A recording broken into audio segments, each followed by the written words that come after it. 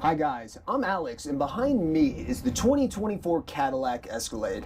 I took this Cadillac over 3,000 miles through the desert, across the mountains, through snow, through mud, all to answer the question, how does the 2024 Cadillac Escalade stack up in today's day and age against other large SUVs? Specifically, how does it compare against its Chevy Tahoe and GMC Yukon siblings that it shares a similar platform with?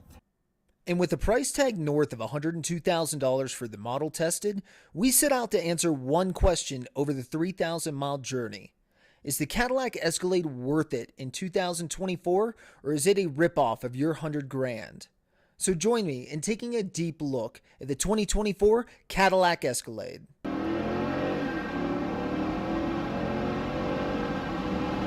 Let me take you back to 1999. The millennium is right on the horizon, Y2K fears are everywhere, the internet was just in its nascent stages, and Cadillac introduced the very first Escalade to our audience. Now that model that was originally launched in 1999 was a knee-jerk response to the Lincoln Navigator, which had arrived on the scene and taken up everybody's attention. Cadillac did update the Escalade in 2002, and it's probably the one that you think of first. It had a gigantic V8 with over 300 horsepower, iconic styling, and it started to appear everywhere in pop culture, from rap videos to celebrities driving it, and really established where we are today.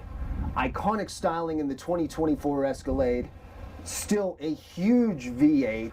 This particular Escalade is in the sport trim. It's really a nice appearance package. It takes a lot of the touches on the inside, blackens them out. Same with a lot of the chrome finishes on the outside. You get a replaced grille here that is black and mesh. Mechanically, very similar to all the other Escalades, and unique 22-inch rims to the trim. The Escalade comes with two available engine options. By far the most common one you're going to see is the 6.2-liter V8, good for 420 horsepower and 460 pound-feet of torque. There is also an available 3-liter Duramax diesel option that only puts out 277 horsepower, but an equivalent 460 pound-feet of torque. It does get improved gas mileage. Frankly, I've only seen one in my entire life, and it is an Alpine rescue vehicle up here in the Rockies. All that power makes it to the wheels courtesy of a 10-speed transmission that GM actually co-developed some time ago with Ford. You see that 10-speed through a variety of different vehicles and platforms, everything from the F-250 Super Duty over at Ford, all the way to the Camaro SS over here at GM. The transmission's really a high spot for this vehicle. It always seems to find the right gear. It never seems to struggle for power no matter where you are. Gas mileage is what it is in this vehicle. Listen to that engine. Yeah, it sounds pretty good.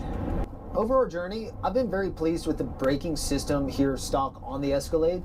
This does not have the Brembo brake package, but the stock brakes that do come on this Escalade are very compliant. They're a little pillowy going in, so the more you give, the more those rotors will eat up.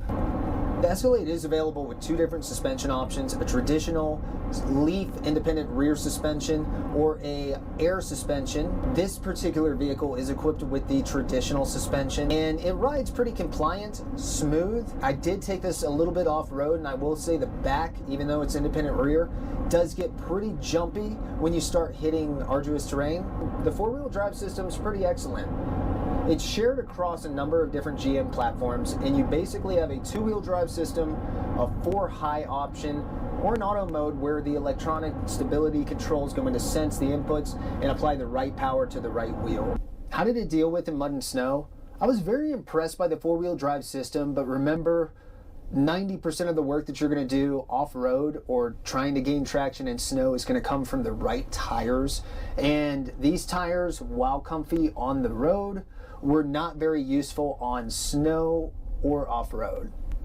From an exterior styling perspective, in 2024, the Escalade continues to look differentiated and elegant years after the initial model release. While it does share a number of angles with its Tahoe and Yukon siblings, styling features like the iconic taillights make the Escalade turn heads like arguably no other American SUV can. One of the most visually striking things about the Escalade has always been its headlights and tail lights. Beautiful LED lights. I've driven it at night, got me across a 16-hour night journey, and it illuminates everything in your vicinity. Could not recommend the lights highly enough. Cadillac's synonymous with comfort, and they have gone out of their way to really make it feel like the 2024 Escalade is driving your living room. From speakers integrated in the headrest to available massaging seats, LED flat screens for the back passengers, and a 19-speaker sound system available up to 36. It is synonymous with comfort and luxury and has been a great ride over these thousands of miles. From a soft touch perspective, the interior of the Escalade is a thing of beauty. The dark wood accents on the sport trim, lit by the natural sunlight pouring in from the panoramic sunroof, makes for a warm, comfortable cabin experience. In an era of touchscreen controls becoming the dominant feature, the Escalade's piano key buttons are a satisfying alternative, though there are certainly a lot of great tech features throughout the cabin. Technology is where the Escalade really sets itself apart, and it all starts with the Escalade exclusive 38-inch OLED screen that Cadillac says is twice the pixel density of your 4K TV at home, standard on every Escalade. The 16.9-inch screen directly in front of the driver has several interchangeable settings, but my personal favorite is the VR mode, which will take a front-facing camera and project that right onto the dash. The alternate reality display put on the front of this OLED screen that takes that front camera and projects it in front of you. Absolutely useless. You probably shouldn't be looking down anyways, but it is an Escalade exclusive feature and is one of the cooler things I've ever seen on a vehicle. If I had to pick a second favorite feature, it would probably be the 19-speaker AKG sound system here in the Escalade. It would blow my mind to see what that 36-speaker package looks like, because this does just sound so phenomenal. So this Escalade, despite how beautiful it is, comes in the sport trim with very few additional options as I'm testing this vehicle. So what are some of the options that it is missing? Cue the world's smallest violin. But at over 100,000, we don't have massaging seats, we don't have self-drive technology, we don't have retractable running boards that provide a much sleeker, cleaner look in my opinion. All of which should be stock on the Escalade. So the 2024 Cadillac Escalade, like in previous model years, does share a platform with the GMC Yukon and Chevy Tahoe, both of which come cheaper and offer a very similar experience. So the big question comes down to, what do you get from Cadillac that you're not getting from either of those other brands? It really boils down to that 38-inch OLED screen. And I'd also throw in there that this is, in my opinion, the most striking looking vehicle of its siblings. Separate but not equipped on this vehicle, you could exclusively equip the Escalade with night vision and of course the aforementioned 36-speaker AKG sound system. Basically, that's it though, unless you consider the performance-focused V trim, which at nearly double the starting price of a stock Escalade, I consider a completely different animal outside of this comparison. But I'd love to test one.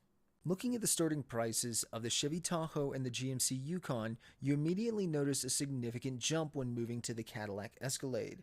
Essentially, you're paying $25,000 to $28,000 more at the very start for access to the same SUV platform.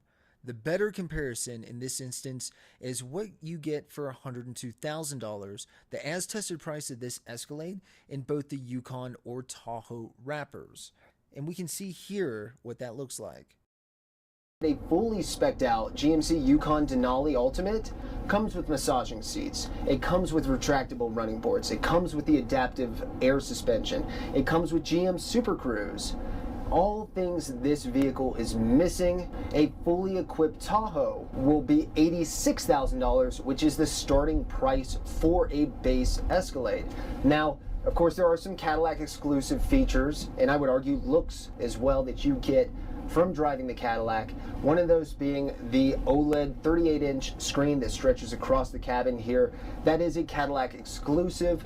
Also, the 19 and 36 speaker packages of AKG Studio Audio are Cadillac exclusive only. The Denali Ultimate from GMC tops out at 18 speakers with a Bose sound system. So Cadillac has gone through some hoops to make sure that you feel like you're driving something exclusive and differentiated from both the Yukon and the Tahoe. What are some of the highlights on the vehicle? And it all starts with the Escalade exclusive 38-inch OLED display stretching across the cabin. While the utility of some of the functions, like virtual reality, is certainly debatable, what's not debatable is the beauty of the screen and the cool factor that comes with it. Another strength is the styling. Look, it is a Cadillac at the end of the day. It does draw attention as you drive down the road or enter a parking lot, and there probably is some sort of premium on that. Another strength, well, it has a superb powertrain and engine combo. One of the last of its kind naturally aspirated V8s. Sounds great, it feels great when you put the accelerator down.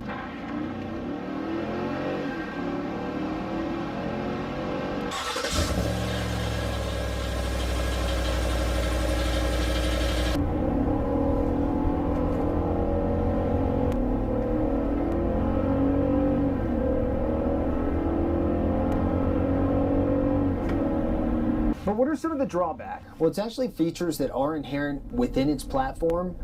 Very automated technology, and it all comes off this key fob. It knows when you're approaching, it knows when you leave. What that means is that when it senses you're not in the car, it will shut it off, thinking that you haven't been here after 15 minutes.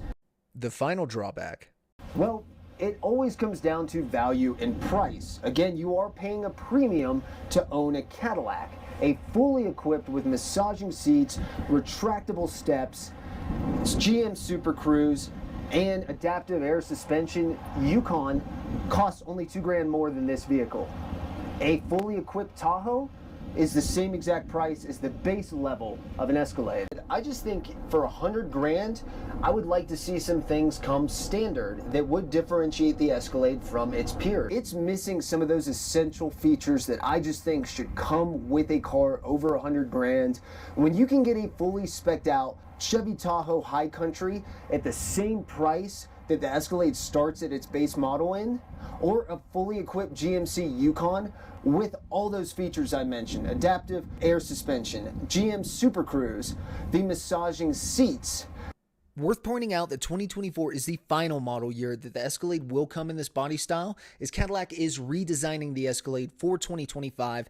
Expect to see a minor facelift both inside and out, as well as the release of the 2025 Cadillac Escalade IQ, which is the first fully electric version of the Cadillac Escalade.